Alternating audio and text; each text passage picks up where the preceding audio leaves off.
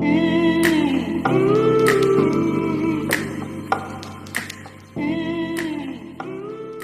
جایی که الان من وایسادم یکی از قسمت‌های کوه کلمرز نزدیک شهر کهنوج تو جنوب استان کرمانه. کوه کلمرز از معدود مناطق حفاظت شده مردمی ایرانه. یعنی اینکه یه تعدادی شکارچی که قبلا تا سال 90 خودشون دست به شکار می‌زدن دست به دست هم دادن و تصمیم گرفتن که حافظ محیط زیست و حیات وحش این کوه باشن. اتفاقایی که توی این 10 سال افتاده از جهات زیادی منحصر به فرده، از جمله این که تعداد حیات وحش کوه کلمرز به شکل خیلی امیدوار کننده ای زیاد شده. من صدرا محققم و اینجا از توی کوه کلمرز 5 نکته درباره این منطقه حفاظت شده مردمی رو در گفتگو با خود این شکارچی‌ها برای شما روایت کردم. 5 تا رو دنبال کنید. عامل اصلی نابودی حیات وحش کوه کلمرز همین شکارچی‌های محلی بودند. اما از سال 90 یکیشون به نام عادل سالاری تصمیم به تغییر گرفت و همراه شدن بقیه باهاش همه چیز رو توی این کوه عوض کرد. این شکارچی‌ها تصمیم گرفتن به جای کشتن حیوانات محیطبانشون بشن و حالا 10 ساله که با هزینه شخصی دارن این کار رو انجام میدن. بلندترین قله کلمرز 1985 متره و وقتی از دور نگاش میکنی خیلی اهمیتش به چشم نمیاد. اما همین کوه هم با چشمه‌ها و رودخانه‌های دائمیش آب شهر و روستاهای اطرافش رو تامین میکنه و هم با وجود اینکه جزو مناطق حفاظت شده محیط زیستی کشور نیست، حالا روی قله‌هاش شده زیستگاه صدها دسته کل و بز و قوچ و میش و خرس و گرگ و پلنگ. سال 90 یه سفر داشتیم به گنو بندرعباس. یه آبشخور بود، کل و قوچ و میش و کلا اومدن آب بخورن. نگاه کردیم بابا ایوال کله شاخاش نزدیک دم میشه، قوچه شاخ. من با یه حسرتی گفتم بابا میشه منطقه کلمرز همینجوری بشه. یه داداش بزرگ داشتیم، اون داداش بزرگه به من گفت واره همین که الان اسلحه و چیزو میخوای بری شکار نری. گفتم آقا دیگه من شکار نمیرم، میخوام منطقه‌مو احیا بکنم. اما به من خندیدن، یعنی گفتن تو دیگه شکار نمیزنی؟ گفتم نه نمیزنی.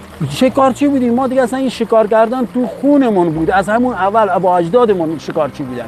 یعنی یه چیزی بود که اسلحه اینجا اسلحه دال بر قدرت مرد بود، اون مردانگی مرد بود. قبل از 90 بود رفتیم آخرین بار همین منطقه 2 تا کرد. و من یه خاطره خیلی تلخی که دارم، یه بار رفتیم با بابام بودم، رفت یک کل بزرگ زد، بابام کارد داد من ببرم سر اون کله رو ببرم. دقیقا من یادمه این کلش رو چسبوند به سینه‌اش، نمیذاشت این کارد من برم گردنش رو ببرم. یه حس عجیبی به من دست داد، یعنی بچه بودم همیشه این تلخی این تو ذهنم. 5-6 روز میرفتیم میگشتیم، شاید مثلا 10 تا، خیلی زیاد که دیگه می‌بینیم 20 تا. خیلی کم شده بود، اصلا منطقه نابود شده بود. منطقه به یه مرحله‌ای رسیده بود، تفنگ‌های دوربیندار اینا اومده بودن دیگه. خلاصه یه جوری بود که دیگه منطقه داشت نابود میشد. دیگه حساب کن اگر این استارتی کارو نمی‌زدن دیگه حیات وحشی تو کلمرز باقی نمونه. تا حالا نشده من اصلا برم اونجا و گله این کلبوزا رو نبینم. همیشه میبینم. قبلا که اصلا نبود، خیلی اصلا ما به عنوان کوهنورد محال بود ببینیم. فقط شکارچی‌ها با دوربین و کلی وقت می‌ذاشتن، شاید یکی دو تا می‌دید. من یه زمانی میگفتن آقا کهنوج مگه این چیزا داره؟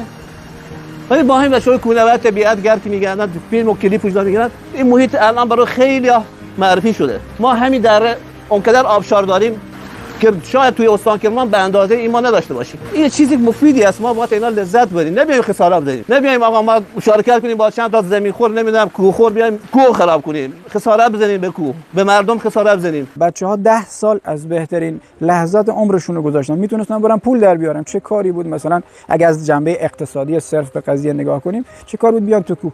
اوایل خیلی‌ها بهشون بی‌اعتماد بودن. خیلی‌ها میگفتن بچه‌های انجمن میخوان کوه رو قرق کنن به خاطر خودشون که اختصاصی برن شکار بزنن. یه همچین تفکری تو کهنوج بود.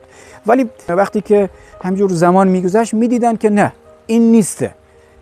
واقعا نیت بچه‌ها خیره و این نیت خیر و این استمرار باعث شد که خیلی‌ها دیدشون به کلمرز باز بشه. خیلی از شکارچی‌ها که قبلا شکارکش بودن الان میان مثلا گونه زخمی، گونه مثلا طوله‌ای که دست افراد متخلف میبینن میگیرن، خودجوش زنگ میزنن، ما هم با محیط زیست هماهنگ میشیم و میریم تحویل که بعد از تیمار رهاسازی میشه تو طبیعت. ما خود شکارچی بودیم، شکارچیان دقیقا میشناختیم. مثلا آقای صدرا میرفتیم در خونش، آقا صدرا خواهش میکنم به خاطر اصلا سلامتیم و به خاطر حیات وحش ما دیگه بسه، حالا هر چیز زدیم هر کار کردیم گذشته رو ولش کنیم دیگه نزنیم.